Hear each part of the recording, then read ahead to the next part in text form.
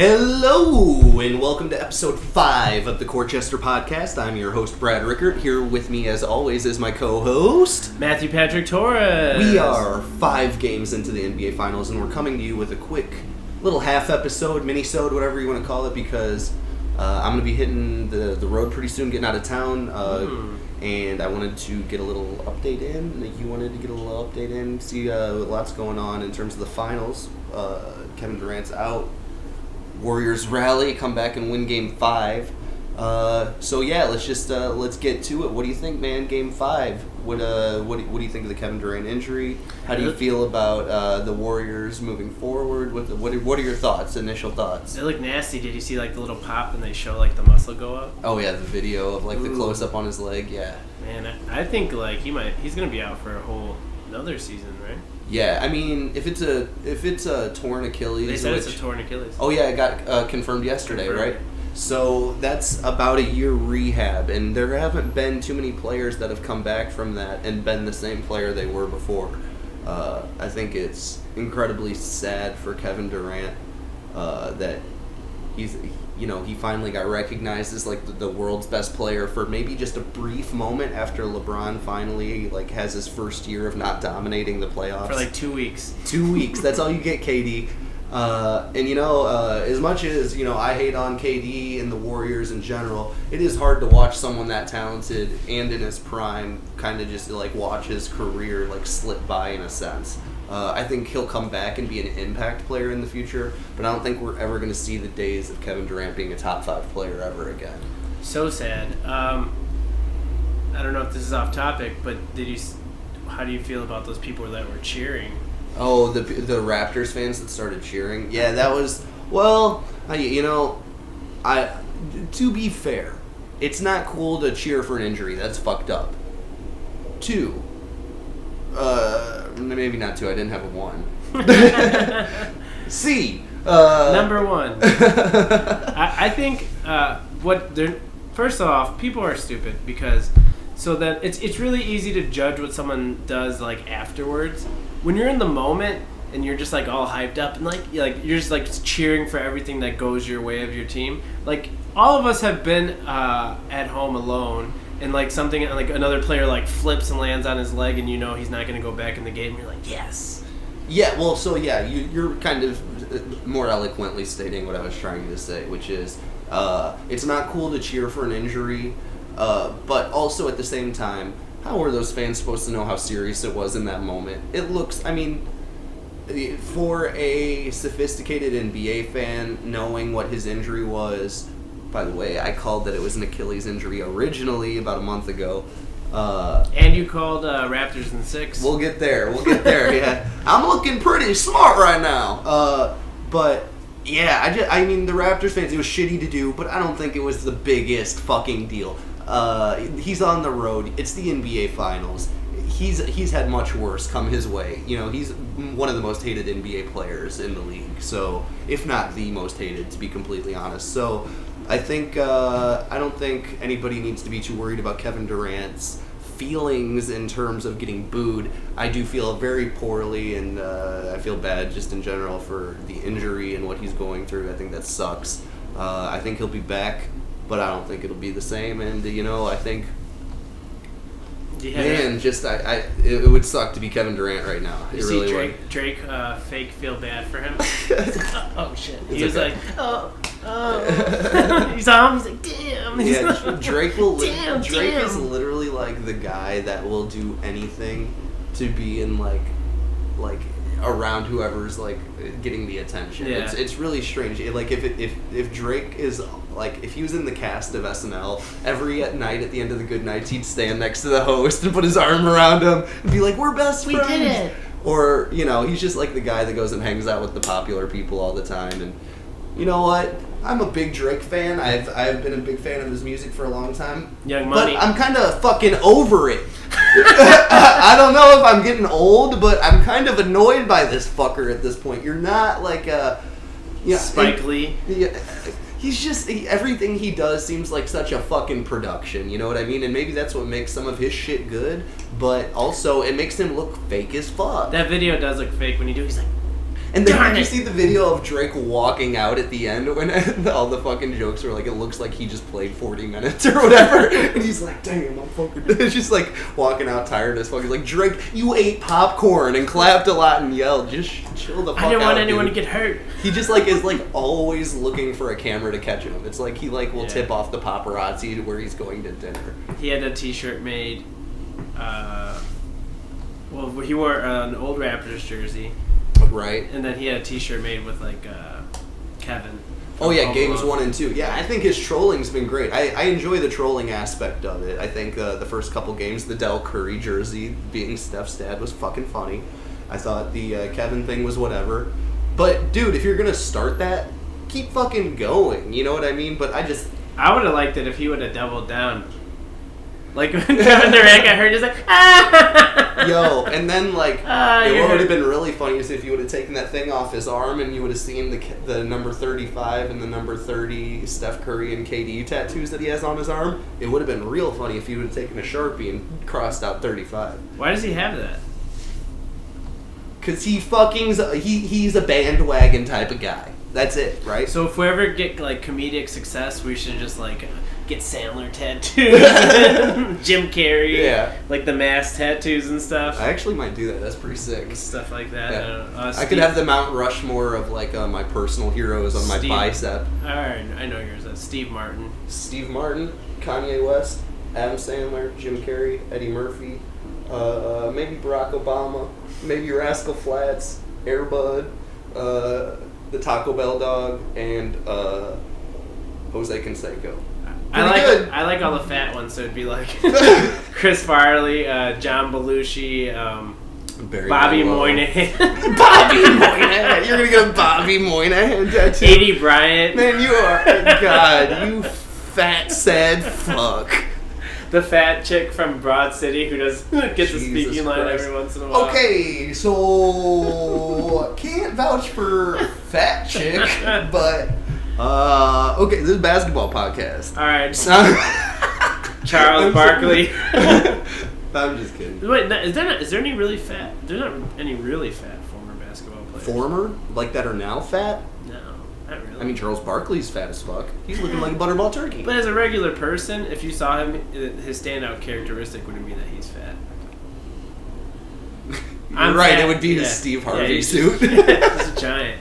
Yeah, well, he's like 6'4", 6'5". Charles Barkley, or 6'6", maybe. Charles Barkley's not that big, but if we steer the boat back really quick. Oh yeah, to the finals. Yeah, my bad. Do you think? Man, I still think. Like, what are your odds? Or are you just still doubling down on Toronto in 6? Well, I called Raptors in 6. I was a little worried that I was going to get Raptors in 5. Now I think there's a small chance I might get Raptors in 7. But I'm going to stick to my prediction, and here's why. We have an emotional game coming up in Game 6. The Warriors are playing their last game in Oracle, no matter what. It's their last game in Oakland. They just lost KD. They rallied to win Game 5. They have all the positive energy going into that series. And for any other team and any other superstar, I think it would shake them. But if you're going into an emotional series and you're dealing with all that nervous energy, there's only one guy for that fucking job, and that's Kawhi Leonard. I'd take him over LeBron in this next game, to be completely honest, to be at the helm of this. And when you look at the Warriors, they are so depleted at this point. They haven't just lost Kevin Durant. Kevin Looney came back last game, and he's out for the next 2 games. He looked like he was in a lot of pain. DeMarcus Cousins gave you a good game last game, but I don't know if you can count on that again. You're really looking at Steph and Clay, maybe Draymond, and where else are you going to get points from?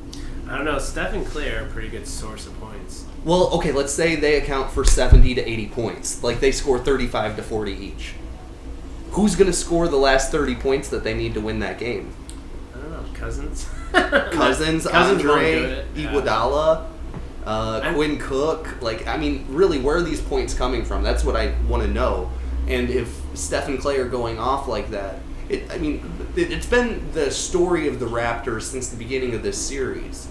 They are the team that match up with the Warriors correctly because they have defensive bodies, they're tall, they're athletic, they're fast, and they have veterans, along with youth, that gives them the energy and the mental capacity to withstand that emotional game, and I think win in Game 6. I think Kawhi's going to go in, and he's going to kill it. I think you're going to see another great game by Gasol and Serge Ibaka together. They've kind of been doing this thing where Gasol goes off in the first half, and Serge comes in the second half and really plays like a great center. Like, they're really doing a great job getting like 20 to 25 minutes apiece and putting it together between those two.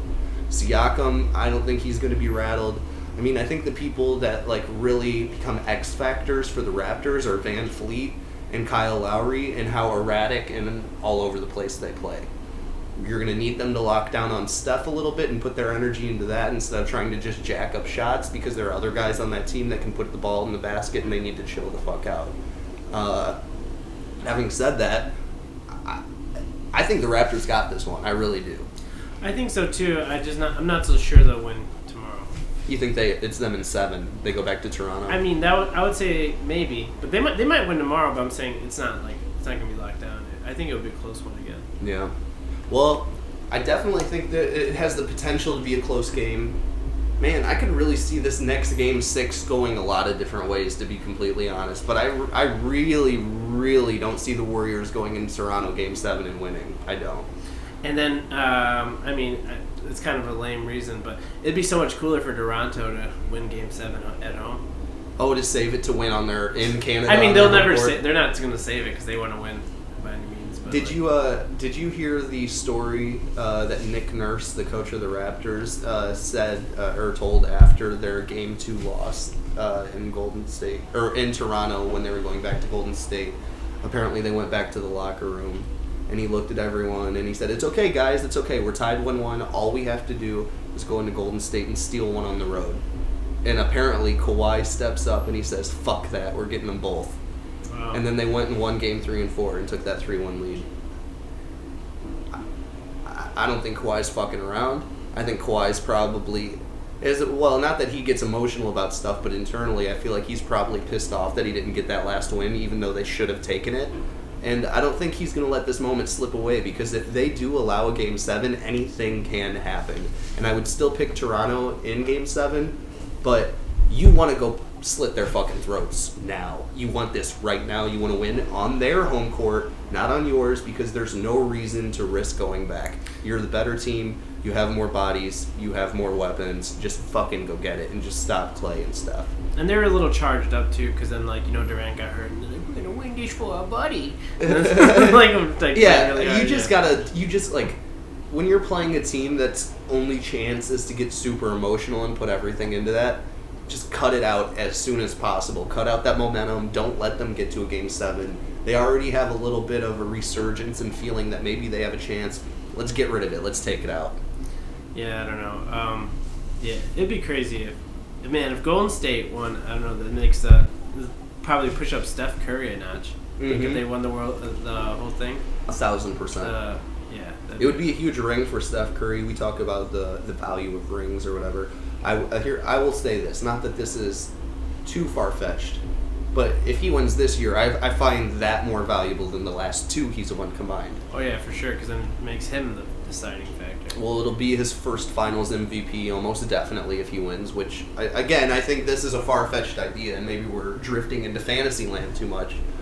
So maybe let's talk about the other side of it. If Toronto wins, where does that put Kawhi? Does that make him the player's best game? Does that make him on par with, say, Steph Curry and KD in terms of overall career greatness at this point? Because we're talking about 2 Finals MVPs if he wins this one, which he would win if the Raptors win, and having 2 titles, and he didn't do it with a super team. Super teams. He did it with an old Tim Duncan and an old man and an old Tony Parker. But I mean, to the fans, like a fan guy, they'll always he'll be higher than them, because most people hate them now. And I feel like in the long term, they would be remembered as grouping up. So whatever. But I feel like in the history of time, probably not. I mean, this is Kawhi Leonard's everything worked out for him. This is his prime. This is his time. If he wins, this would be He's still relatively young too. But I'm saying if the autobiography of his life, this would be the peak, arc. You feel like. I mean, taking down the Golden State Warriors would be huge, even if you didn't have KD for that series. I mean, it's still a major accomplishment to be the team that ends this crazy dynasty. Yeah, so this is his moment. Right. Well, having said that, the KD injury really does impact more than just this series, obviously. I think it was the New York Daily News or something like that. Their cover after that game said Knicks lose Game 5. That's funny. Which I thought was what a great title, and just really smart and funny. This is going to shake up free agency a lot. This automatically opens up the league because I think everyone was under the impression that wherever Kevin Durant decided to go next year, if he got someone else to go with him, they are the preemptive favorites to win the title next year. If he goes to the Knicks with Kyrie Irving or Kemba Walker, that's a title. If he goes to the Clippers and plays with Kawhi, that's a title.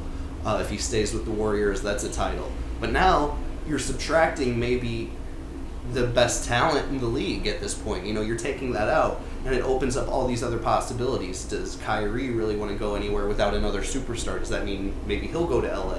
Does that mean the Anthony Davis trade doesn't happen to the Knicks because they don't want to take the risk of losing him because they don't have another superstar to put around him, so that makes LA another favorite? Everything's kind of working out in LeBron's favor right now when you lose Kevin Durant from the equation. And I think we really have a league that's opening up next year to get really competitive, and we're going to see some crazy movement probably within the next couple of weeks. We got the draft on the 22nd, I believe, and then free agency starts on July 1st. So I'm very excited to see where this all leads. It's kind of crazy. The basketball season never ends, it feels like. But I hate to always, because I don't hate him as a person. I just don't like him because he's ruined my team so much. It almost like LeBron not making the playoffs made this huge power shift. Like, everything's going to break up next year. Yeah, it was kind of like...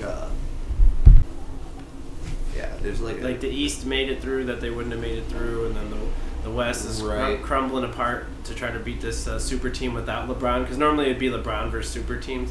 Now it's just like everyone threw everything they had and no one could stop. It felt like the Golden State Warriors super team was a response to LeBron's prime. It kind of seemed like to me everyone knew that LeBron was the best player for that 10-year run. And in the second half, those last 5 years, especially when he moved back to Cleveland, it was everybody's goal to just put together the best team and put aside your differences to work with your rivals in order to knock out the Jordan 2.0. Because obviously Jordan didn't play a team as good as the Warriors. Not that Jordan is a worse player than LeBron. I'm not saying that at all. I think Jordan's 1, LeBron's 2, and everything else gets figured out after that.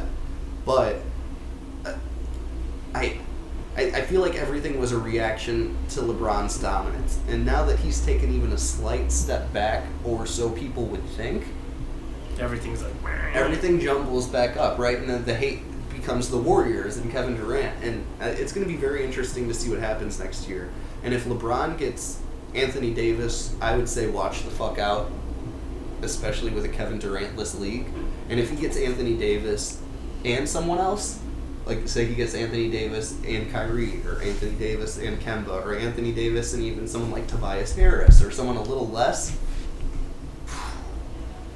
Damn, dude, I don't know. I think we're talking about multiple championships again, and LeBron kind of gets back into that GOAT talk, depending on how well he plays. But yeah, I don't think anyone, not off the top of my head, who's beaten LeBron and Anthony Davis in just a normal squad? I think the biggest competition for them would be a Raptors team that sticks together and Kyrie and Kawhi stays there, or a Warriors team that maybe gets a postseason return of Kevin Durant next year, or maybe a Warriors team that re-signs DeMarcus Cousins and Kevin Durant goes somewhere else.